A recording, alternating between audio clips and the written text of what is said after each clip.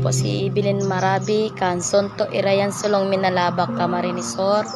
Ako po ay nagagadtabang sa Tabang Ora mismo para po maipabulong po sa Kuyang Bukol, mapailing po trota. Nagpaparadakula po siya, tas nagpaparadakol po. Sana po ako ay matabangan nindo. Maraming salamat po.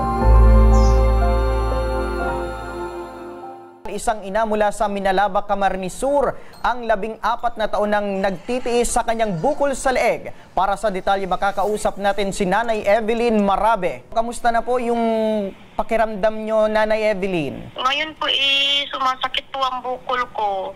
Hindi naman po gumagaling kasi hindi na po ako nakapagbalik-balik ng check-up. Gawa po ng ano po kami sa financial, kulang din po. Kaya ganun. Simula po to nung 2011, kala ko po simpleng bukol lang yung, parang tigsa lang po siya. Okay. Hindi ko lang po alam na kulani yun. Tapos nung nagpa-check up po ako, nalaman ko pong kulani yun.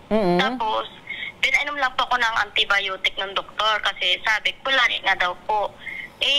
Nung nakainom na po ako, nawala naman po siya. Tapos, nagbuntis ako, nanganak ako ng panganay ko. Ayun, pagkapanganak ko po, saka bumalik po siya. Matagal din po bago ako nakabalik ng doktor. Ilang taon bago nakabalik. 2020 po, nung bumalik ako, chinek up po ako, nagpa-check up ako sa company namin. Kasi nananahi po ako. Yung company po namin, chinek up po ako. Ang sabi po, kulani nga daw po, napabayaan. Tapos, pag hindi pa daw po nagamot, mauwi daw po sa cancer. Tapos binigyan po ko kasi hindi na po ako nakapagpatuloy doon ng paggamot kasi po bumalik na ako dito sa Bicol. Okay. Tapos binigyan po ko ng referral dyan sa BMC.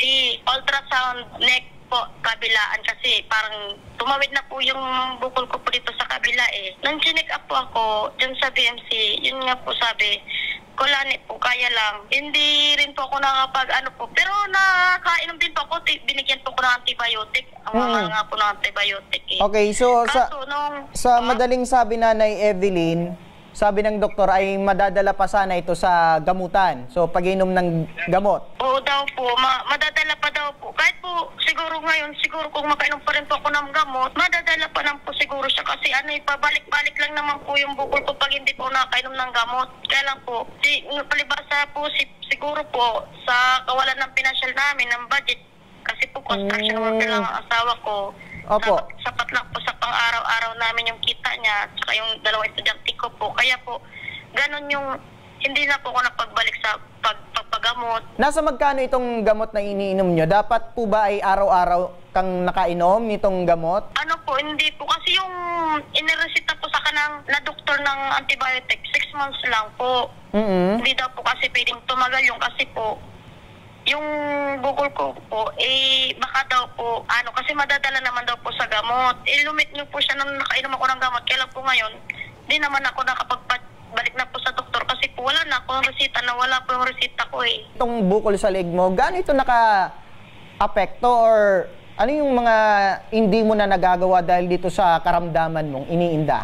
Pag bubuhat ng mabigat, tsaka yung dating ginagawa ko ng mga madami na po, sir. Sa tuwing sumasakit yung bukol sa leeg mo, ano yung ginagawa mo or remedyos? Wala po, sir. Tinitis ko na lang po kasi wala naman po akong pambili ng gamot. Hindi rin naman po yata ako bibigyan sa generic pag wala rin pong resita. Nasa magkano daw po yung gamot mo, ma'am? Dati po yung bili ko noon 100 plus po. Kada isang 105 po yung isa ng antibiotic Iwan ko lang po ngayon kasi hindi na po ako nakakapagbili Ayan, sa isang araw lang yon yung 105 pesos.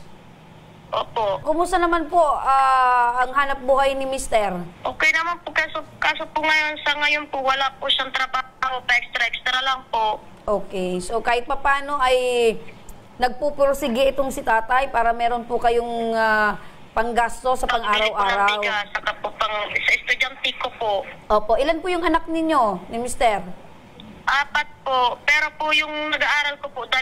Isang grade 9 tsaka isang grade 7. 4 yung anak ninyo, 2 yung nag-aaral. Yung 2 po? Isa pong 3 years old. Kasi 3 years old lang po nung auno, tapos isa pong 3 months. So bagong panganak po kayo, Nay? Opo, dapat nga po manganganak ako, September 17 emergency cesarean po ako kasi po na-aksidente ako, napailalim po ako sa tricycle. Kumusta naman po yung pang-araw-araw po ninyo? Dahil sabi nyo si Mr. ay nag-e-extra lang, paminsan meron, paminsan wala. So paano nyo po na itatawid yung mga pangangailangan po ng pamilya po ninyo? Especially meron pa po kayong mga anak na nag-aaral. Pag nakakahuli po siya ng isda, binibinta namin. Yun po, nakakuha po ng pambigas at pambaon ng estudyante. Tapos, pag meron po nagpapa-extra dito sa mga kapitbahay na magpapagawa ng bahay, may papaayos, ayun po, nakaka-extra. Kaya kahit paano po, yung pagkain namin, nakakabili po. Ngayon, Nanay Evelyn, ay lumapit kayo sa Ako Bicol Party List. Ano po yung gusto nyong hingin na tulong? Yung bukol ko po, gusto ko pong mapatingan kasi po, sumasakit po talaga siya. Tapos po, dumadami, yung kumakalat po siya. Sir Norby, matutulungan po ba natin itong si Nanay Evelyn patungkol po sa kailangan niyang mapacheck-upan po siya sa doktor? Opo, sige po, kung saan po yung pwede nating po tayo naman po yung mga naka-prepare ditong tulong agad sa ating po mga beneficiaries o humingi po ng tulong. Meron po tayo pwede nating dalhin sa atin po mga hospital. Atin po ito agad na tutulungan ang humingi ng tulong na yan. Dahil dyan, ano pa yung dapat pang gawin or iproseso para itong tulong mula sa Ako Bicol Party List ay matanggap na ni Nanay Evelyn? Siguro po mangyari po tayo ay ibigay po yung kontak ko sa atin pong humingi ng tulong na yan, kung sino man po, si Nanay Evelyn, sorry. Ibigay na lang po yung number ko para po atin pong matulungan at maalalayan po kung saan man pong hospital pwede po natin sila dalhin para po sa ma-check upan po. Okay, so ulitin ko lang Sir Norby, mapapacheck upan natin si Nanay Evelyn at kung kinakailangan ng operasyon at gamot, sasagutin pa ng Ako Bicol Party List.